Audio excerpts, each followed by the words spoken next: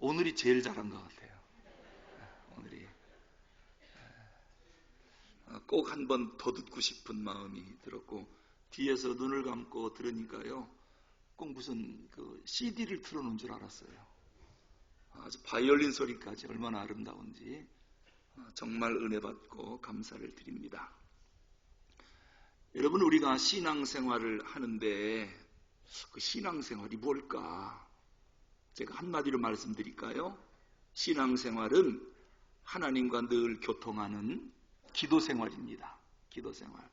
그래서 내가 건강한 신앙인가 뭐로 알 수 있습니까? 나는 늘 기도하는 기쁨과 만족이 있다. 그렇다면 건강한 신앙이에요. 그런데 나는 기도를 솔직히 별로 안 한다. 또 기도가 뭔지도 잘 모르겠다. 그렇다면 신앙에 좀 문제가 있는 겁니다. 신앙은 기도생활이다. 그래서 예수님께서 신앙생활에 있어서 가장 중요한 게 뭔지 설교는 이렇게 해라 가르쳐주지 않았어요. 우리에게 기도는 이렇게 해라, 기도를 알려주셨습니다.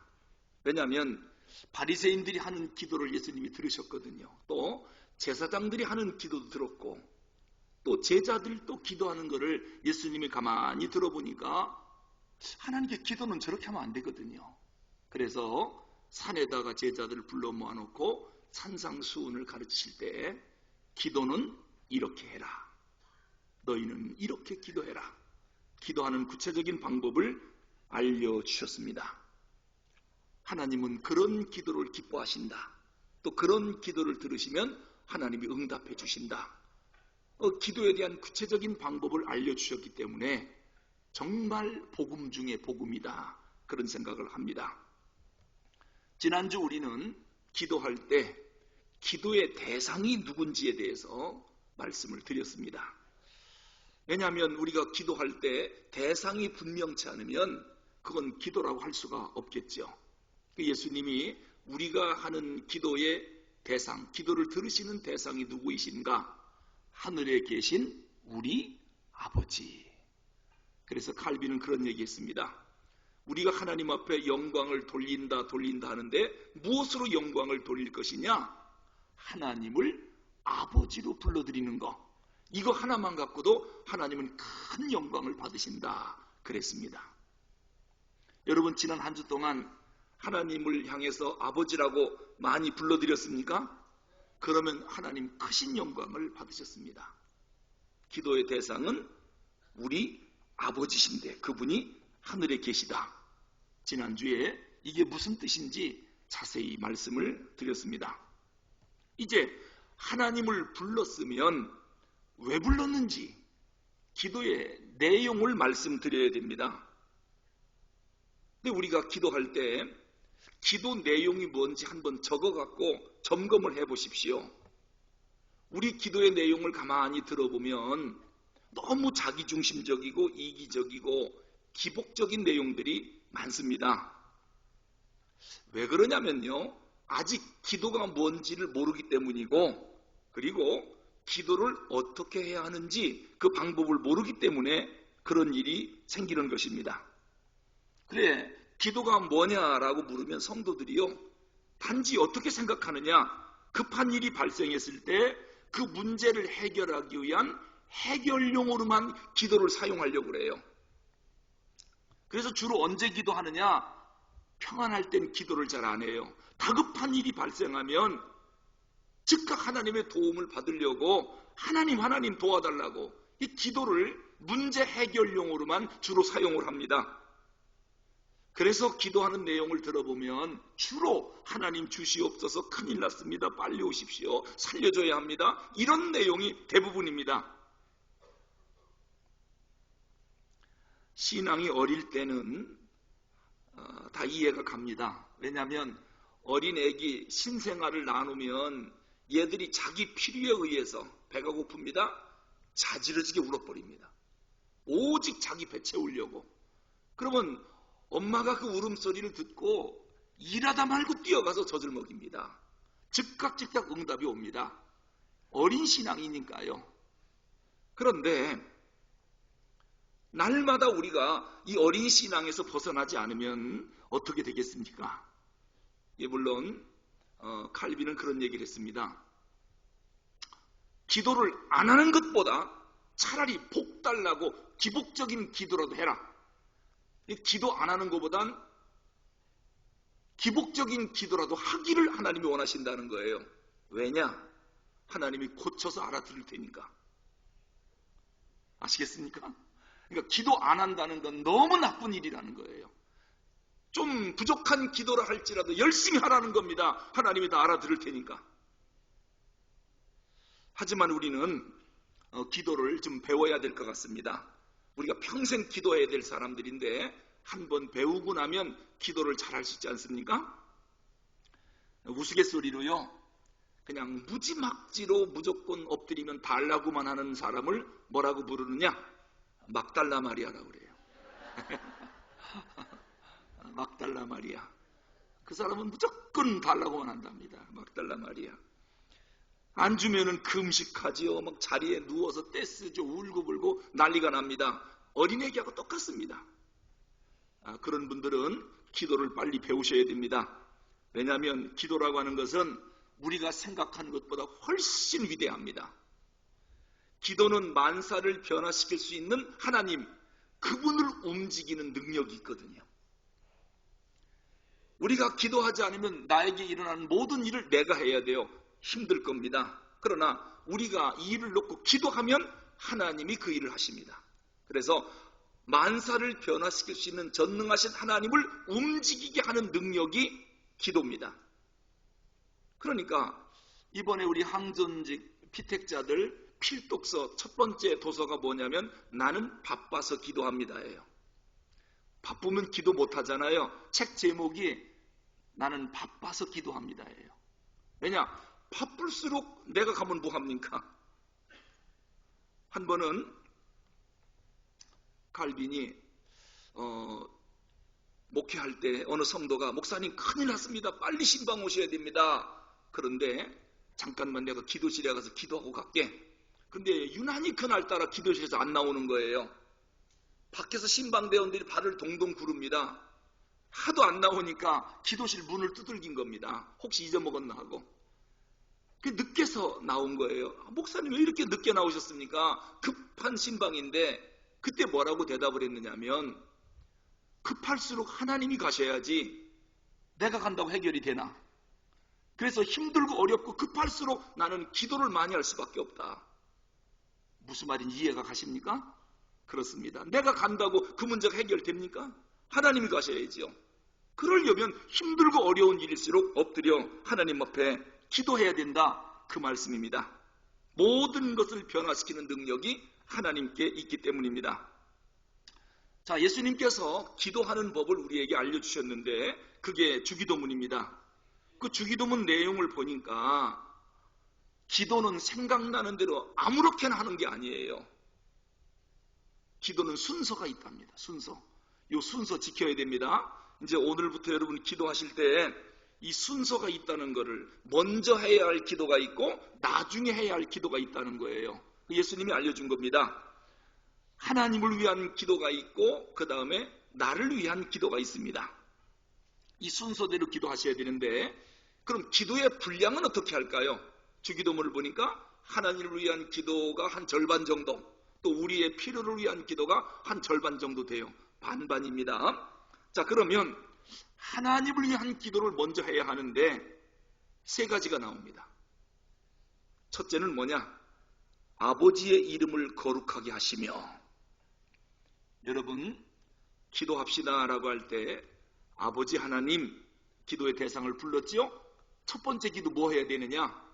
하나님의 이름이 높임받기 위해서 기도하셔야 돼요. 이게 첫 번째 기도 내용이어야 합니다. 다른 거 먼저 기도하지 마십시오.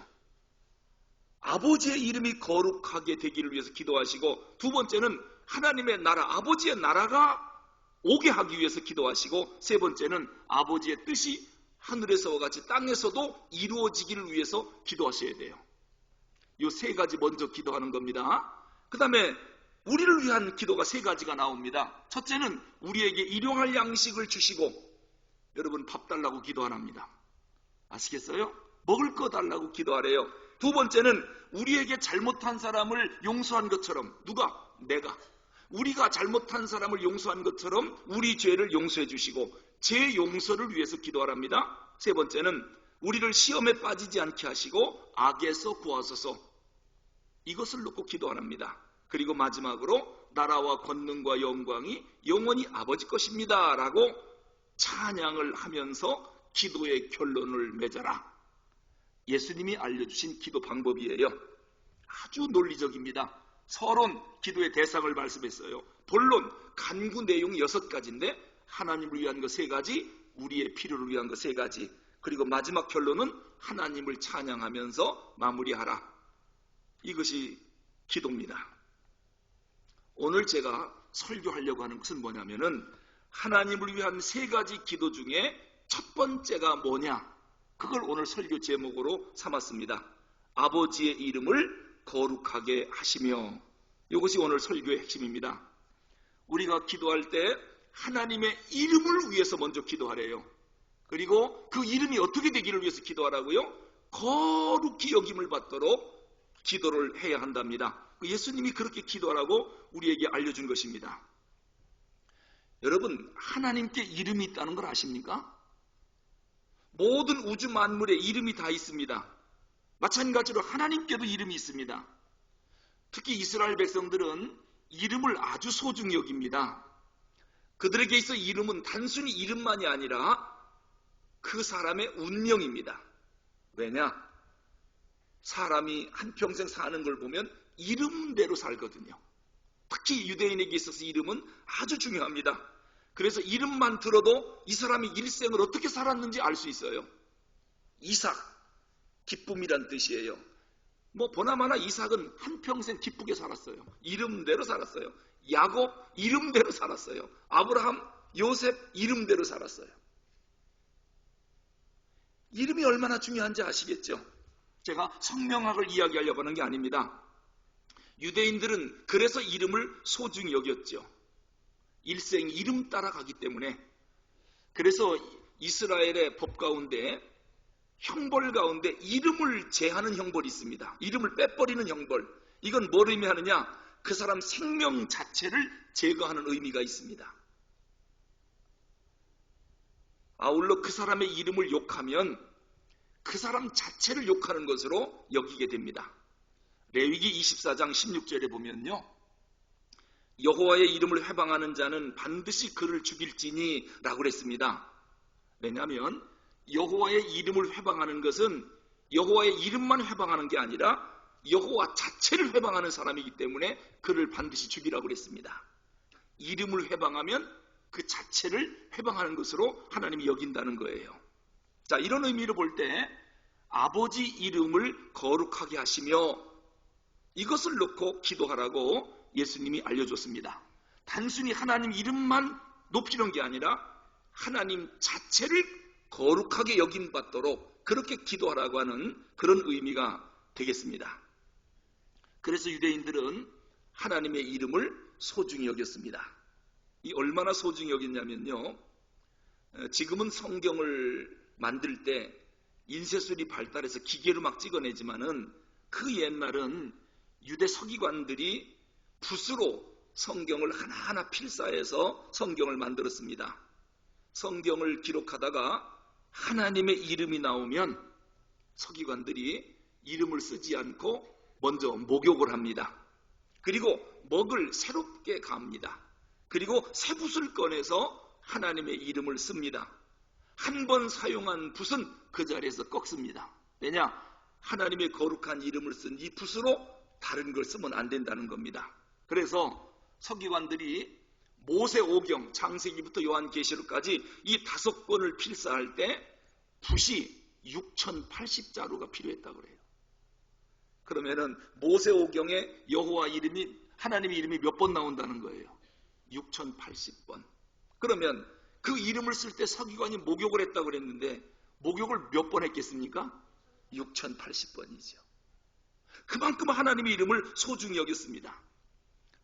그 시대는 종이가 없었기 때문에 하나님을, 이 말씀을 주로 가죽에다가 썼는데 가장 좋은 가죽이 송아지 가죽입니다. 송아지 가죽.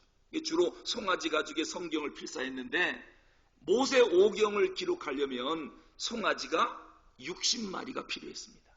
60마리. 그래 살아있는 어린 송아지를 잡아 가죽을 만들어야 되니까 얼마나 불쌍합니까? 살아있는 걸 죽여야 되니까. 그 나중에는 자연사한 송아지 가죽을 구하는 게 그 당시는 일이었다고 그래요. 그만큼 이름을 소중히 여겼다. 왜냐? 하나님의 이름은 거룩하기 때문입니다. 심지어 어떤 그 구약 사본에 보면요, 여호와라고 하는 하나님의 이름이 나오면 차마 그 이름을 기록하지 못하고 점점점 찍어놨어요. 점을 찍어놓은 겁니다. 그 주석을 보니까 여기는 왜 글씨가 없고 점을 찍어놨을까? 그 점이 여호와라고 하는 하나님의 이름이에요. 왜 점 찍었느냐? 이 거룩한 하나님의 이름을 어떻게 연약한 인간이 감히 쓸 수 있느냐? 쓰지 못하고 점을 찍어놓은 것을 볼 수 있습니다. 이게 하나님을 높인다라고 하는 뜻이거든요. 우리나라 문화를 봐도요, 그래 자네 아버님 이름이 어떻게 되는가? 라고 어르신이 물어보면 홍길동이요 이렇게 말하는 사람 없어요. 어디 홍씨의 이름은 무슨 자이옵니다. 이렇게 말을 하지 않습니까? 이게 바로 뭐냐면은 아버지를 존귀하게 여기는 것이고 아버지를 높이려고 하는 마음이기 때문에 이름을 금방 말하지 않습니다. 성씨는 무슨 성씨요? 이름은 무슨 자입니다. 이게 높인다라고 하는 그러한 의미거든요. 자, 그러면 이스라엘 백성들이 그토록 소중하고 귀하고 두렵게 여겼던 하나님의 이름이 뭘까요? 이름을 보면 우리는 하나님이 어떠한 분인지를 금방 알 수 있습니다. 만약에 누군가가 저한테 그래 조남이 뭡니까 물을 때 제가 이렇게 대답하거든요. 연안 차씨요. 그러면 벌써 저는 우리 조상들이 황해도 연안에 살았다는 걸 금방 알아요. 김해 김씨요. 아, 김해 지역에 그 김씨 집성촌이 있구나. 거기서 자랐겠구나. 금방 알잖아요. 마찬가지입니다. 차영근 목사입니다라고 하면 목사는 직함이거든요. 그러면 아, 이분이 평생 무슨 일을 하고 살았는지 직함을 보면 알아요. 이처럼 하나님의 이름과 하나님의 직함을 우리가 들어보면 하나님이 어떠한 분인지를 우리는 알 수가 있는 것입니다. 성경에 보니까 하나님의 이름이 크게 4가지가 나옵니다. 이 4가지 이름만 보면 하나님이 어떤 분인지를 우리가 금방 알 수 있습니다. 첫째는 제일 먼저 나오는 이름이 엘이라고 하는 이름입니다. 엘. 여러분이 성경 읽으시다가 엘자가 나오면 이건 하나님을 상징하는 이름이구나 라고 하는 것을 알면 되겠습니다. 사무엘, 엘리야, 다니엘, 엘리 제사장, 이 전부 엘자가 들어가지 않습니까? 이게 전부가 다 하나님을 의미하는 그러한 이름들입니다. 창세기 1장 1절에 보면 엘이 무슨 뜻인지를 우리에게 알려주고 있습니다. 베레시트 바라 엘로힘 에트 하샤마임 웨트 하레츠. 태초에 하나님이 천지를 창조하시니라 라고 할 때 그 하나님을 엘로힘, 엘자를 썼습니다. 이때 엘이 무슨 뜻이냐면 전능자란 뜻입니다. 전능자. 그러므로 천지 창조는 전능하신 창조주 하나님이 지으셨다. 그 말씀이 되겠습니다. 그래서 하나님의 이름은 엘입니다. 엘. 여기에서 파생된 하나님의 이름이 여러 가지가 있습니다. 엘리온이라고 하는 하나님의 이름이 있습니다. 엘리온, 지극히 높으신 하나님이란 뜻입니다. 세상 어떤 신과도 비교할 수 없는 엘리온, 가장 높으신 분, 그래서 예배의 대상이 되는 겁니다. 그 다음에 엘샤다이라고 하는 이름도 있습니다. 백성들의 궁핍을 채워주시고 위로해 주시는 하나님이란 뜻입니다. 엘샤다이, 엘올람이란 뜻이 있습니다. 영생하시는 하나님, 영원하신 하나님, 엘올람. 예수님이 십자가상에서 마지막 죽으실 때 외쳤던 하나님의 이름이 엘리 엘리 라마 사박다니. 하나님이여 하나님이여 왜 나를 버리셨나이까. 그때도 엘이라고 하는 하나님의 이름을 부릅니다. 이처럼 엘은 하나님의 이름입니다. 전능자. 그 다음에 두 번째 하나님의 이름은 여호와라고 하는 이름이 있습니다. 이것 하나님이 모세에게 직접 알려주신 당신의 이름입니다. 호렙산에 하나님이 모세를 불러다 놓고 모세야 너 애굽에서 고통당하는 내 백성을 출애굽시켜라. 하나님이 나타나셔서 말씀했습니다. 그 모세가 질문하기를 신이시여 만약에 신께서 이 백성을 출애굽시키라 라고 했다고 이스라엘 백성들에게 가서 말하면 그 백성들이 나에게 물어볼 겁니다. 신의 이름이 뭐냐? 그럼 지가 뭐라고 대답해야 합니까? 그때 하나님이 뭐라고 말씀했느냐면 내 이름은 여호와니라. 여호와라고 알려줬습니다. 여러분 이 여호와라고 하는 말의 의미가 뭡니까? 언약의 하나님이란 뜻이에요. 구원의 하나님, 언약의 하나님. 그래서 성경에 보면은 나는 언약의 하나님이다 라고 했기 때문에 하나님이 인간과 언약을 맺을 때는 반드시 여호와라고 하는 이름을 씁니다. 언약의 하나님이니까요. 나는 언약의 하나님이기 때문에 인간과 한 번 맺은 언약은 불변이다, 영원하다. 그런 의미로 여호와라고 하는 이름을 쓰셨습니다.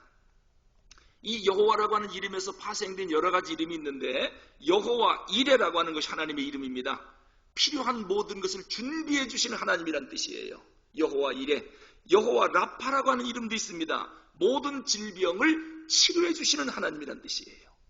그러므로 몸이 아픈 분들은 하나님을 부를 때 뭐라고 불러야 될까요? 여호와 라파, 라파.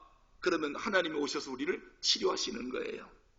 뭔가 필요한 것이 있을 때 준비해야 될 것이 있으면 여호와 이레 하나님 나를 도와주십시오. 하나님이 준비해 주시겠죠. 그 다음에 여호와 니시라고 하는 이름이 있습니다. 승리의 깃발이 되시는 하나님이란 뜻입니다. 그리고 여호와 샬롬이라고 하는 말이 있습니다. 하나님의 이름입니다. 평강을 주시는 하나님이란 뜻이고 여호와 라하, 라하 우리의 목자가 되시는 하나님. 여호와 치드케누 우리의 의가 되시는 하나님. 여호와 삼마 거기에도 계시는 하나님, 여기에도 계시는 하나님, 여호와 삼마. 이렇게 하나님의 이름은 엘이라고 하는 이름도 있고 여호와라고 하는 이름도 있다라고 하는 것입니다. 세 번째는 하나님의 이름이라기보다는 호칭이 되겠는데요. 여호와라고 하는 이름이 너무도 거룩한 이름이기 때문에 이스라엘 백성들은 무서워서 사용을 못하고 여호와란 이름을 써놓고 뭐라고 읽었다고 그랬습니까? 지난주에 말씀드렸죠? 아도나이라고 읽었습니다. 주라고 하는 뜻입니다. 주님이란 뜻입니다. 이 부분에 대해서는 지난주에 자세히 말씀을 드렸고요. 네 번째로 하나님을 부르는 호칭이 또 하나 있는데 그건 바로 파테르라고 하는 호칭입니다. 아버지라고 하는 것이죠. 역시 이 부분도 지난주에 자세하게 말씀을 드렸습니다. 이렇게 하나님에 대한 이름은 크게 네 가지가 있다. 엘, 여호와, 아도나이, 파테르. 자, 그런데 이러한 하나님의 이름이 거룩히 여김을 받도록 기도하랍니다. 그 이름이 거룩하게 되도록 우리 보고 제일 먼저 기도하랍니다. 자, 그러면 어떻게 하는 것이 하나님의 이름이 거룩히 여김을 받는 겁니까? 주님 거룩히 여김 받으십시오. 그런다고 이름이 거룩해집니까? 어떻게 하는 것이 하나님의 이름을 높이고 거룩하게 만드는 겁니까? 이 거룩이 뭔지, 이 거룩이라고 하는 단어를 보면 이렇게 하는 것이 하나님이 거룩히 여김을 받는 거는구나. 그걸 우리가 알 수가 있겠습니다. 이 거룩이라고 하는 단어를 사전을 찾아보고 히브리어 성경을 보니까요. 카도시라고 하는 단어를 썼어요. 이걸 헬라어로는 이 하기오스라고 그래요. 하기오스, 카도시. 이 카도시라고 하는 말이 무슨 뜻인가 봤더니 크게 네 가지 뜻이 있더라고요. 그러면은 요 네 가지를 하는 것이 하나님의 이름을 거룩히 여김받게 하는 거예요. 그 네 가지가 뭐냐? 첫 번째는요, 이 카도시라고 하는 말이 구분한다, 구별한다 그런 뜻이 있어요. 구분한다, 구별한다. 그러니까 하나님은 거룩하기 때문에 구별되어지기를 원하시는 거예요. 그러므로 하나님의 이름을 구별하는 것이 그 이름을 높이는 겁니다. 구별하지 않으면 하나님의 이름을 거룩하게 하는 게 아니에요. 하나님은 이방신과 함께 섞이는 혼합주의를 가장 싫어하십니다. 유일신으로 구별하기를 원하시는 하나님의 뜻이 있습니다. 하나님의 이름을 어떻게 거룩하게 만든다고요? 구별하라는 거예요. 그래서 경건한 이스라엘 사람들은요, 혼합주의를 싫어하시는 하나님의 마음을 알기 때문에 옷을 입어도 이 다양한 색깔이 들어있는 옷을 안 입어요. 오직 흰색 아니면 검은색을 입어요. 경건한 유대인들은 왜 여러 가지 색을 섞어 만든 그러한 옷을 안 입느냐? 하나님 혼합주의 싫어한다고. 어떤 목사님은 그러더라고요. 난 비빔밥 안 먹어요. 왜요? 하나님이 섞는 거 싫어한다고. 섞는 거 싫어. 구별되기를 좋아하신다고. 여러분, 비빔밥 먹어도 괜찮습니다. 어쨌든 하나님은 다른 이방신, 잡신, 미신들과 함께 섞어가지고 뭐 신이라고 하는 게 다 똑같은 거지 뭐 이런 걸 싫어한다는 거예요. 하나님은 구별되기를 좋아하셔요. 아시겠죠? 이게 바로 거룩이라고 하는 카도시의 첫 번째 의미고요. 여러분, 옛날 우리 가정들을 보면 집집마다 이 밥그릇이 있지 않습니까? 그럼 할아버지 밥그릇, 아버지 밥그릇은 별도로 만들어놔요. 숟가락도 그렇고 젓가락도 그렇고. 저희 집도 지금 제 밥그릇, 제 숟가락, 젓가락이 따로 있습니다. 우리 애들이 쓰려고 그러면 제 아내가 안 된다. 이건 아빠 거다. 못 만지게 해요. 구별시키더라고요. 여러분, 옛날 우리 어머니가 가마솥에 밥을 하는 걸 보면 밥 풀 때 할아버지 밥을 제일 먼저 퍼요. 그 다음에 아버지 밥을 푸고. 왜 그럴까요? 왜 이렇게 구별시킬까요? 이게 바로 높인다라고 하는, 존경한다라고 하는 그러한 의미가 아니겠습니까? 이게 바로 구별, 이게 공경하는 마음이에요. 우리가 교회 나올 때도 그렇습니다. 지금 여러분 교회 오실 때 무슨 마음으로 왔느냐? 거룩하신 하나님 앞에 예배 드리려고 나온 거거든요. 그러니까 이 거룩이 뭡니까? 구별하는 마음이라고 그랬죠. 여러분이 교회 오실 때 구별하는 마음, 구별된 생각을 갖고 교회 오셔야 됩니다. 심지어는 옷을 입고 와도요, 그냥 그 옷 입고 부엌에서 일했다, 시장 갈 때도 입고 갔고, 마실 갈 때도 입고 갔고, 잠잘 때도 입고 자고, 운동할 때도 그거 입고 해요. 그런데 그 옷을 그냥 입고 교회 왔다. 이건 구별된 마음이 아니지요.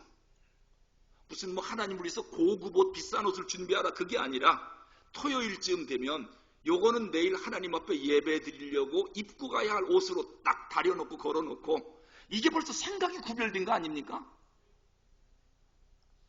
이게 하나님을 높이니까 이런 생각을 하는 거 아니겠습니까? 이러한 마음으로 우리가 하나님 앞에 예배를 드려야 하는 것입니다. 10계명 가운데 4계명을 보면 뭐가 있느냐? 안식일을 기억하여 거룩하게 지키라고 그랬습니다. 안식일은 여호와의 날이라고 그랬거든요. 근데 물어보겠습니다. 그럼 월요일, 화요일은 하나님 날이 아닌가요? 오직 안식일만 하나님 날입니까? 아니지요. 모든 날이 하나님의 날이에요. 그런데 이 대표성의 원리로 안식일을 하나님 앞에 지키면 나머지 모든 날도 하나님 것으로 여긴다라고 하는 것을 인정하겠다는 거예요. 이걸 대표성의 원리라고 그래요. 여러분, 온 우주 만물이 하나님 거 인정하시지요? 11조만 하나님 겁니까? 열의 열이 전부 하나님 겁니까? 열의 열이 전부 하나님 겁니다. 그런데 11조 대표성의 원리입니다. 그러면 모든 것을 하나님 거로 인정하는 것으로 여기겠다는 거예요. 마찬가지입니다. 우리가 뭔가를 위해서 구별한다라고 하는 것, 이것은 하나님을 그만큼 높인다라고 하는 상징적 의미가 있는 것입니다. 그래서 예수님이 우리에게 기도를 가르칠 때 하나님의 이름이 구별되이 높임받도록 그걸 놓고 기도하라는 거예요. 그 다음에 두 번째, 이 카두시라고 하는 말은 말씀드렸듯이 높이다라고 하는 뜻이 있습니다. 구분한다, 구별한다. 두 번째는 높인다라고 하는 뜻이 있죠. 우리가 국민학교 다닐 때요, 어떻게 교육을 받았냐면 저녁 6시가 되면은 애국가가 울려 퍼져요. 그러면은 우리는 길을 가다가도 애국가가 울려 퍼지면 그곳을 향해서 태극기를 향하여 자리에 멈춰서 갖고 국기에 대한 경례를 하고 끝나야 길을 걸어갔습니다. 왜 그럴까요? 국가를 높인다라고 하는 뜻이에요. 이게 카도시예요. 우리가 하나님의 이름을 그렇게 어떻게 하면 좀 높일까? 이 높이려고 하는 자세, 이것을 놓고 하나님 앞에 기도하라는 것입니다. 세 번째로 카두시라고 하는 말은 무겁다라고 하는 뜻이 있습니다. 히브리적 개념으로 말하면 중히 여기다, 가볍게 안 여긴다는 겁니다. 하나님의 이름을 높이고 구별할 뿐만 아니라 무겁게 여기라는 거예요. 하나님의 이름을 함부로 사용하지 말라는 겁니다.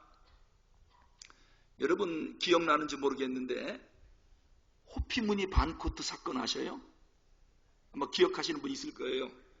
그게 이제 법정 공방이 벌어졌습니다. 뇌물로 호피무늬 반코트를 줬냐 안 줬냐, 이것이 정치적으로 큰 문제가 됐었거든요. 그래서 판사 앞에 재판을 받는데 증인이 둘 다 누가 나왔느냐? 권사님들이에요. 지금 얘기하면 아는 큰 대형교회 권사님들이거든요. 이분들이 이제 온 로비 사건에 걸려들은 겁니다. 그래서 판사 앞에서 뭐라고 그랬습니까? 한 권사님이 나와가지고요, 아니 내가 뇌물로 그런 짓 안 했습니다 하면 될 거를 가지고, 내가 아무개 교회 권사입니다, 그리고 성경을 피고 손에다가 얹고 내가 거짓말 하겠습니까? 권사인데. 판사 앞에서 이렇게 얘기한 거예요. 그런데 그게 거짓말이었어요. 이야, 하나님 이름을 이렇게 가볍게 여겨도 됩니까? 자기 무죄를 거짓말로 입증시키려고 직분이 아무개 교회 권사다, 하나님 앞에 맹세한다, 하나님의 이름을 이렇게 함부로 써도 됩니까? 새빨간 거짓말인데. 하나님의 이름을 무겁게 여기래요. 무겁게.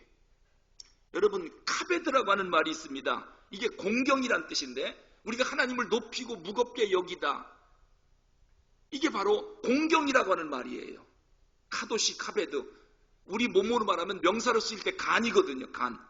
우리 몸에서 간이 가장 중요하잖아요. 하나님을 그렇게 중요하게 여기라, 그런 말씀입니다.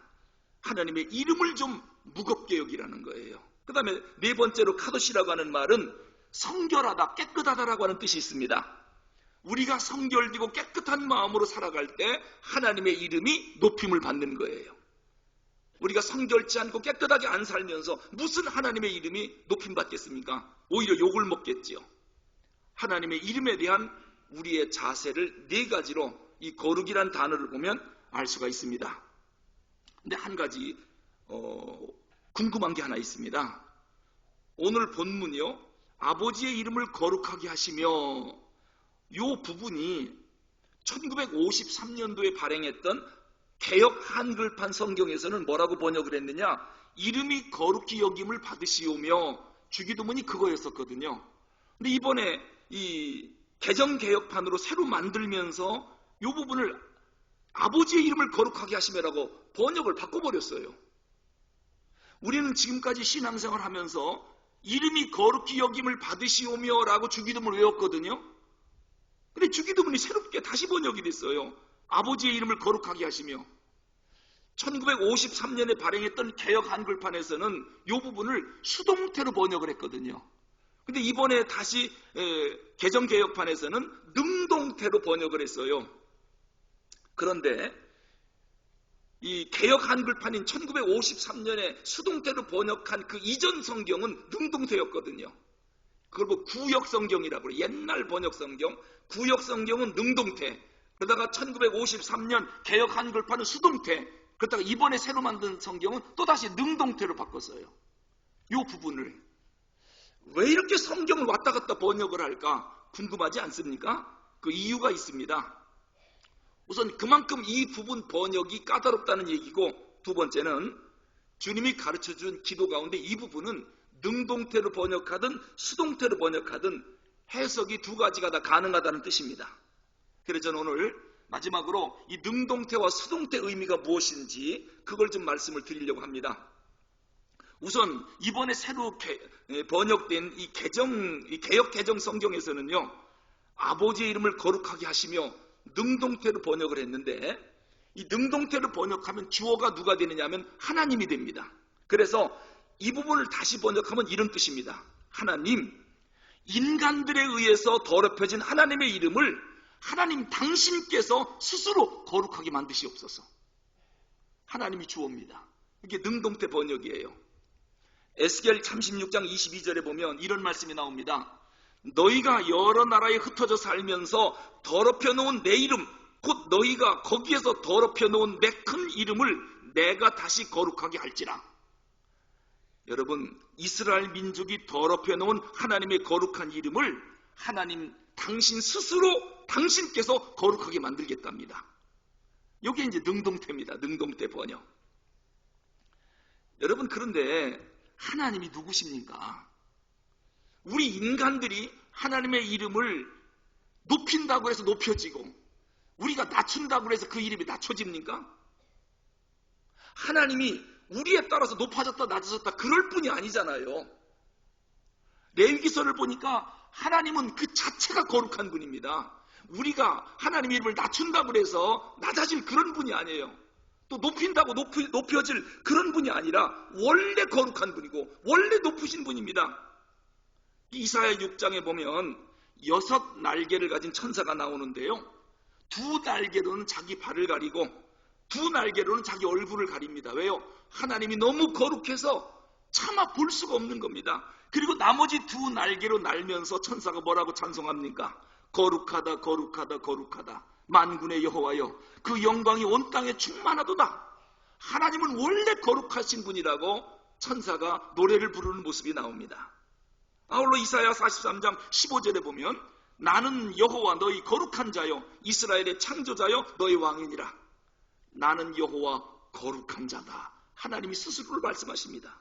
누가복음 1장 49절에도 보면 능하신 이가 큰 일을 내게 행하셨으니 그 이름이 거룩하시며 하나님 자체가 거룩하시대요.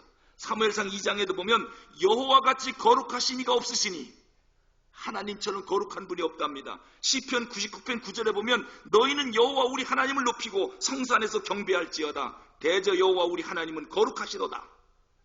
우리가 높인다고 높아지는 분이 아니라 하나님은 그 자체가 높으신 분이라는 거예요. 그런데 왜 여호와의 이름이 거룩히 여김을 받게 해달라고 기도하라고 우리에게 시키는 겁니까? 그건 다름이 아니라 하나님은 거룩하신 분인데 그 거룩성이 우리 인간들의 죄로 인해서 가려져 있는 거예요. 가려져 있는 거예요. 우리 때문에 하나님이 안 보이는 거예요. 우리가 너무도 못된 짓을 많이 해가지고 세상 사람들이 하나님을 못 봐요. 우리가 하는 행실 때문에 하나님이 어떠한 분이라는 걸 세상 사람들이 모르고 있어요. 저는 제가 제일 자존심 상하는 게 뭐냐? 우리 두레교회를 통해서 하나님이 어떠한 분인가 선명하게 나타나야 되는데 우리의 잘못으로 하나님의 얼굴이 가려져 있어요. 반드시 교회 회복시켜서 교회는 뭐라고 하는 것을 기필코 보여줄 거예요. 아주 교회가 뭔지 온 세상 사람들에게 본때를 보여줄 거예요. 화가 나서 못 견디겠어요. 왜? 우리 때문에 하나님의 얼굴이 가려져 있거든요. 그 거룩하신 분이. 이거 그냥 놔둬야 됩니까? 안 되지요. 반드시 하나님의 이름이 거룩하다는 것을 온 천하에 보여줘야 됩니다. 이 기도는 이 종말론적 의미가 또 숨어 있습니다. 이걸 다시 번역하면 이런 뜻입니다. 하나님, 속히 이 땅에 오셔서 하나님의 이름을 하나님 스스로 만천하에 높이시고 좀 나타내 주십시오. 또 이 말은 뭐냐면은 예수님이 장차 재림하실 텐데요. 예수님이 이 땅에 오시면 당신의 이름을 스스로 나타내 줄 것입니다. 하나님의 영광이 엄청나게 높이 드러날 거예요. 예수님이 이 땅에 재림하시는 날 하나님이 어떤 분인지 확실하게 보여줄 겁니다. 그래서 지금까지 하나님을 회방하고 무시하고 핍박하고 교회를 조롱하던 수많은 사람들이 예수님 재림하여 오시는 날, 이야, 하나님이 진짜 계셨구나. 하나님이 정말 거룩하신 분이구나. 하나님이 진짜 창조하셨구나. 심판주로 오신다더니 진짜 오셨구나. 온 세상 사람들이 깜짝 놀라게 될 거라는 거예요. 하나님 빨리 그날이 좀 오게 해주십시오. 이거 놓고 기도하라는 거예요. 이것이 능동태로 번역을 할 때의 의미입니다. 그런가 하면 수동태로 번역하면 어떤 뜻이냐? 아버지의 이름을 거룩하게 하시며가 아버지의 이름이 거룩히 여김을 받으시오며, 지금까지 이렇게 번역을 했었거든요. 요때 주어는 누구냐면 우리가 됩니다. 능동태로 번역하면 주어가 하나님이고 수동태로 번역하면 주어가 우리가 되는 겁니다. 그래서 이것을 다시 수동태로 번역하면 이렇게 되겠습니다. 하나님의 이름이 우리를 통해서, 우리에 의해서, 우리 두레교회를 통해서 거룩하게 되게 해주십시오. 이렇게 번역이 가능합니다. 예수님은 마태복음 5장 16절에서 너희의 빛을 사람 앞에 비추게 하여 저희로 너희 착한 행실을 보고 하늘에 계신 너희 아버지께 영광을 돌리게 하라, 그렇게 말씀하셨습니다. 너희 착한 행실을 보고 하나님께 영광을 돌리게 해라. 이 말은 뭡니까? 하나님, 내가 착한 행실로 삶으로 하나님 이름 높이고 말겠습니다. 나를 통해서 이름 높임 받으십시오. 이 말씀이거든요. 로마서 2장 24절에도 보면 하나님의 이름이 너희로 인하여 이방인 중에서 모독을 받는다. 그러니까 하나님의 이름이 원래 거룩한데 너희를 통해서 너희 때문에 이방인에게 모독을 받는데요. 이거 있으면 안 되잖아요. 자, 그렇다면 여러분, 나 때문에, 우리 교회 때문에 하나님의 이름이 높임을 받고 있습니까? 아니면 더럽혀지고 이방인에게 모독을 받고 있습니까? 이거 우리가 깊이 생각해야 돼요. 오늘 수동태로 번역하면 하나님, 나 때문에 하나님의 이름 높임 받으십시오. 제가 어떻게 사는가 두고 보십시오. 나로 인해서 하나님의 이름이 높임 받을 겁니다. 이렇게 기도하라는 거예요. 할렐루야. 그러므로 여러분, 하고 싶은 기도가 많이 있겠죠. 그러나 기도는 순서가 있다고 그랬습니다. 하나님을 위한 기도를 먼저 해야 되는데, 하나님을 위한 기도 중에 가장 먼저 해야 할 일이 뭐냐? 하나님의 이름이 거룩히 여김을 받으시옵소서. 하나님의 이름은 높임 받아야 됩니다. 하나님, 나를 통해서, 우리 교회를 통해서 기필코 하나님의 이름을 높이게 해주세요. 아니, 주님 빨리 재림하셔서 온 천하에 하나님이 얼마나 높으신가를 한 번 좀 보여주십시오. 이것이 우리 기도의 첫 번째 기도가 되어야 된다는 거예요. 할렐루야. 기도하겠습니다.